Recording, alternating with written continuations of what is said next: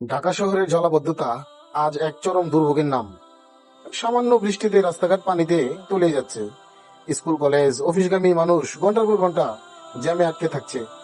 Drainage ব্যবস্থা অকার্যকর হওয়ায় বৃষ্টির পানি জমে থাকে, দুর্গন্ধ সৃষ্টি করে, রোগ বালাই ছড়ায়।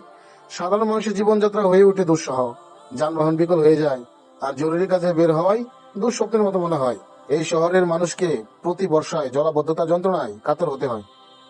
উন্নয়নের নামে খাল বিল ভরাট হচ্ছে, ড্রেনগুলো ঠিকমতো পরিষ্কার হয় না, আর তার খেসারত দিতে হচ্ছে নগরবাসীদের। এই অব্যবস্থাপনা ও পরিকল্পনার ঘাটতির কারণে মানুষের কর্মঘণ্টা নষ্ট হচ্ছে, অর্থনৈতিক ক্ষতি বাড়ছে, মানসিক চাপও বহুগুণে বৃদ্ধি পাচ্ছে। ঢাকা শহরে জলাবদ্ধতা কেবল প্রাকৃতিক সমস্যা নয়, এটি মূলত অব্যবস্থাপনা ও উদাসীনতার ফল। তাই সমাধানও সম্ভব যদি আন্তরিকতা ও পরিকল্পনা ও জবাবদিহিতা থাকে।